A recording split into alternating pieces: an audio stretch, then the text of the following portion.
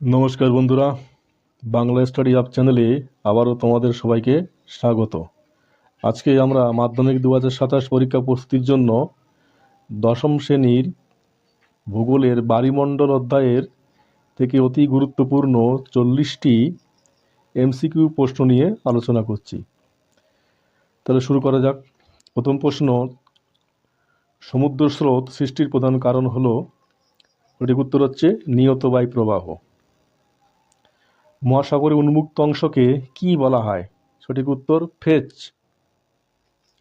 শীতল ল্যাব্রাডর স্রোত এবং উষ্ণ উপসাগরের স্রোত মিলিত হয়ে কোন মহাসাগরে কুয়াশা ও ঝড় বৃষ্টি সৃষ্টি করে? সঠিক উত্তর হচ্ছে আটলান্টিক মহাসাগর। শীতল ও উষ্ণ স্রোতের মিলনস্থলকে কি বলা হয়?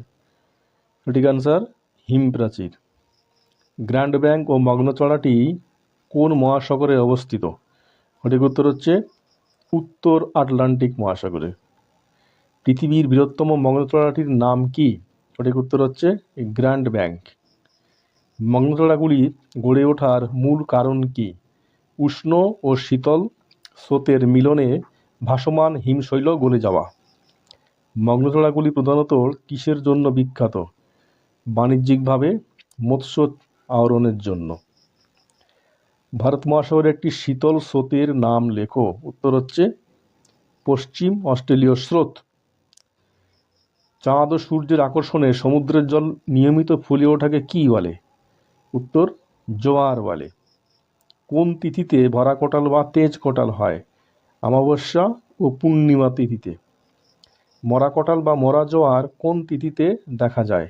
সঠিক উত্তর হচ্ছে শুক্ল ও কৃষ্ণপক্ষের অষ্টমী তিথিতে। পৃথিবী, চাঁদ, সূর্য যখন একই স্থলকে অবস্থান করে তখন সেই অবস্থানকে কি বলা হয়? সঠিক উত্তর সিজিগি।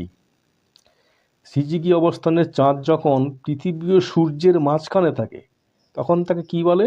সংযোগ। পূর্ণিমা তিথিতে চাঁদ ও সূর্যের সাপেক্ষে পৃথিবীর অবস্থানকে সিজিগির কি বলা হয়? সঠিক উত্তর হচ্ছে প্রতিযোগ। চাঁদ পৃথিবীর সবচেয়ে কাছে অবস্থান করলে সেই অবস্থানকে কি বলে? পেরিজি অবস্থান বলে। চাঁদ পৃথিবীর মধ্যে দূরত্ব সবচেয়ে বেশি হয় তখন তাকে কি বলে? সঠিক উত্তর হচ্ছে অ্যাপিজি। পেরিজি অবস্থানে যে জোয়ার হয় তার তীব্রতা স্বাভাবিক থেকে কত শতাংশ বেশি থাকে? সঠিক উত্তর হলো 15%। মুখ্য জোয়ার সৃষ্টির প্রধান কারণ হচ্ছে চাঁদের আকর্ষণ। গৌণ জোয়ার সৃষ্টির প্রধান কারণ হচ্ছে পৃথিবীর কেন্দ্রাতিক বল বা বিকর্ষণ শক্তি। একটি মুখ্য জোয়ার ও একটি গৌণ জোয়ারের মধ্যে সময়ের ব্যবধান কত? 12 ঘন্টা 26 মিনিট। কোনো নির্দিষ্ট স্থানে একটি মুক্ত জোয়ার ও কত সময় পরে সেখানে পরবর্তী মুখ্য জোয়ার হয়? সঠিক উত্তর হচ্ছে 24 ঘন্টা 52 মিনিট, মানে 52 মিনিট করে পিছিয়ে যায়। জোয়ার ভাটার মধ্যে সময়ের ব্যবধান কত? 6 ঘন্টা 13 মিনিট। বর্ষাকালে নদীর মোহনায় জোয়ারের জল প্রবল বেগে জলোচ্ছ্বাস ঘটিয়ে নদীখাত দিয়ে উজাল দিকে প্রবেশ করলে তাকে কি বলা হয়? সঠিক উত্তর হলো বান ডাকা। ভারতের কোন নদীতে সারাসারির বান দেখা যায়? সঠিক উত্তর হুগলি নদীতে।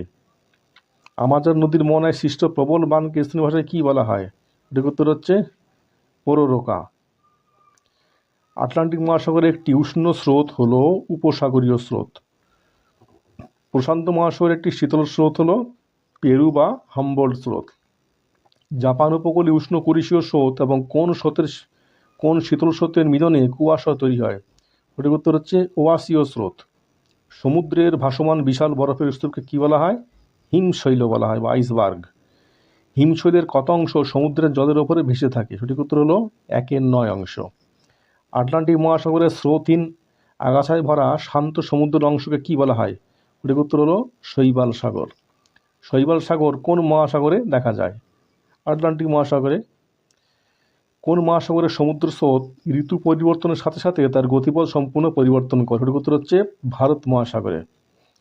কোন বায়ুর প্রভাবে ভারত মহাসাগরের স্রোতের দিক পরিবর্তিত হয়? সঠিক উত্তর হচ্ছে মৌসুমী বায়ুর প্রভাবে। সমুদ্রের জলপৃষ্ঠের ওপর দিয়ে বায়ু ঘর্ষণের জলের যে আন্দোলন বা উত্থান পতন হয় তাকে কি বলে?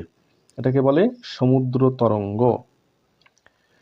এল নিনো কোন মহাসাগরে দেখা যায়? সঠিক উত্তর হচ্ছে প্রশান্ত মহাসাগরে। পৃথিবীর ওপর চাঁদের আকর্ষণ বল সূর্যের আকর্ষণের তুলনায় প্রায় কত গুণ বেশি? 2.2 গুণ বেশি। মাদাগাস্কার স্রোত ও মোজাম্বিক স্রোত মিলিত হয়ে কোন স্রোতের সৃষ্টি করেছে? সঠিক উত্তর হচ্ছে আগুলহাস স্রোত।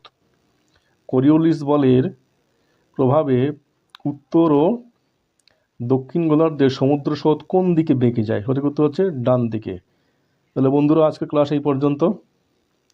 তোমরা এই সমস্ত স্টাডি ম্যাটেরিয়াল নিচের ডিসক্রিপশনে দেওয়া লিঙ্ক থেকে একদম ফ্রিতে পেয়ে যাবে। আরও এরকম সাজেশন